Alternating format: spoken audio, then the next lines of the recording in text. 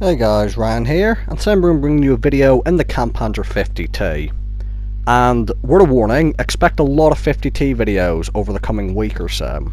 Someone said in a previous video, my Machine 1, that he likes to see some of my losses, so I just thought, to try stuff out, I'll just bring a couple of my more average games, as well as a few losses for you, and see what you think. So, because even in the average game, there's some things that are worth noting.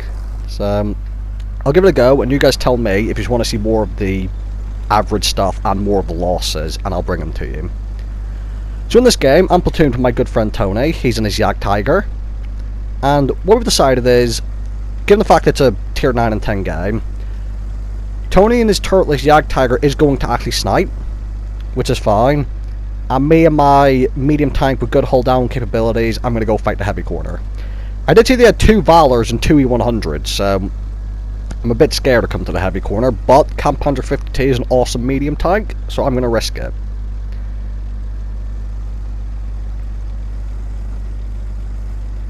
Now as I get to position, I'm actually going to be the first one here, which is nice. I'm going to get up here, and I'm going to wait in this corner. Going to see if anyone's going to try and do the crossover. Just in case any mediums try it, and hopefully the heavies will be a little bit behind, because they're a bit slower. And I'm going to have a quick look at the corner in a moment, opposite me. And I'm actually waiting until some teammates show up.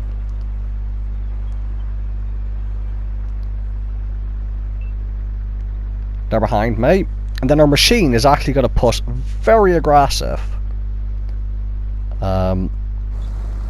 Which, poking up on that hill when you don't have very good side armor, and by more strictly I mean when you've got overmatchable side armor, is not ideal.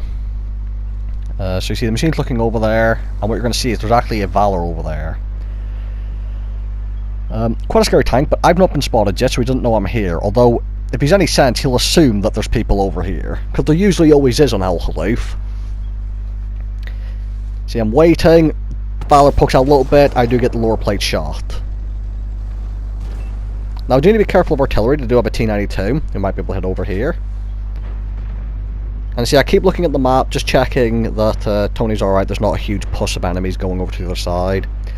Our machine is sideways on, and as it's about to be tracked, and now he's perma-tracked in front of a lot of tanks. There's just no way out for him. That's what I mean by overmatchable side armor. That was a risky move by him, and it did not work out. Now, there's an E100 over there, who's going to be hull down, and his turret's going to be angled slightly upwards. See, I'm looking at it. I go for the crazy cupola, well, like bar snipe on top of it, and then I load Higd.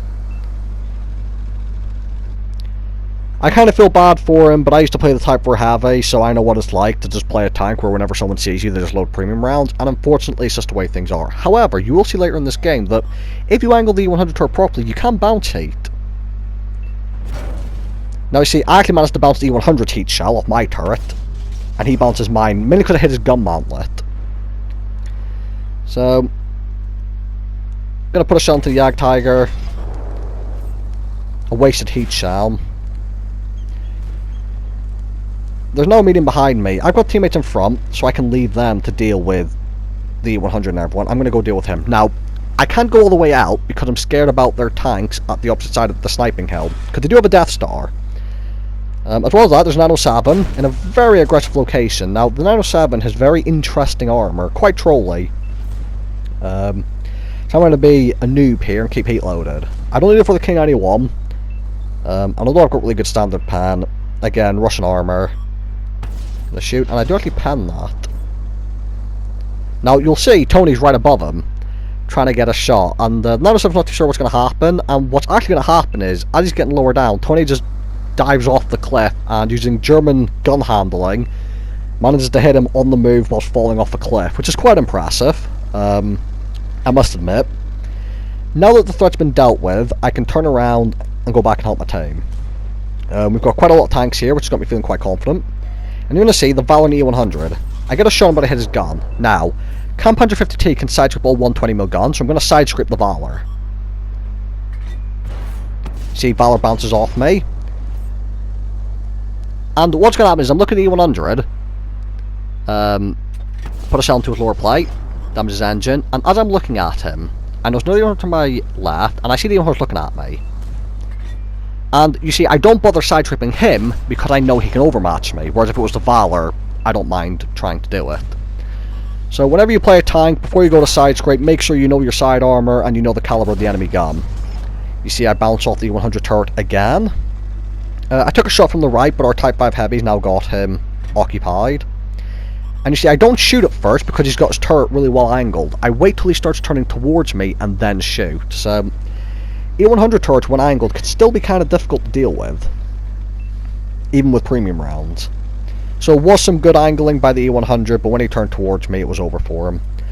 Tony gets hit by the I-7, I'm coming to help him. And now the I-7's in a really shit position. Finish him off. And now there's also a T95E6 coming. Oh, sorry, not T95E6, a standard B. And at this moment, I'm telling Tony to be careful because he's in an open position and I'm still worried about the Death Star that they've got. Because we know they've got one somewhere, I'm assuming he's at the helm. And as I'm telling Tony to be careful of the Death Star, I come out, get a shot into the standard B. And, well, it was inevitable really, wasn't it? There's a Death Star somewhere, I had a feeling it was at the TD hill, and it turns out he was. So I do pick up the standard B kill. Or at least, he's at the far side of the map sniping. Which is probably what he should be doing, to be fair. So kind of sad, however I'm waiting until I'm unspotted, and then I'm going to go out and try and spot the Death Star. Death Star gets spotted, however, very unfortunately, it's not by me. And the reason that's unfortunate is this Death Star is about to not have a very good day. He gets shot once, and then gets ammo racked, so he had a fun game, once he got spotted. And now, it's one Valor, and tier 10 German artillery. Which is quite scary. I don't have many hit points, so the artillery terrifies me, and the Valor is also quite a scary prospect, because I don't know how many hit points he has left. Now, our Progetto's over there, I'm off to go join him. Thankfully, the advantage of medium tanks is the maneuverability and mobility to be able to relocate. I probably should have used the communication wheel to try and tell him to wait. Because that's what I want him to do. I want him to wait till I get there, and then we can attack the Valor together. But the Progetto's on a lot of hit points. He clearly thinks, given how many hit points he has, that he can handle this. But what he's failed to take into account is the fact that the Valor has an artillery still alive, working with him. The Valor puts one shot into the Progetto, and then the artillery hits him for over 1,000, finishing him off. So what you're going to see is, he's been ruined. I ping where the already I think he is. And now I'm not so confident dealing with the Valor now that I'm by myself, because I am a two-shot for him. So what we're going to see is, I'm going to go up to the hill. I'm not going to engage. I'm going to wait for the heavy tank that's on his way over to come help me. I'm keeping an eye on him, and now I've decided, as well as waiting for the heavy tank, if he's going to attack from that direction, I'll go the other direction, because the Valor can't have his armor pointed in both directions, so by going either side, at least one of us should be able to pan him.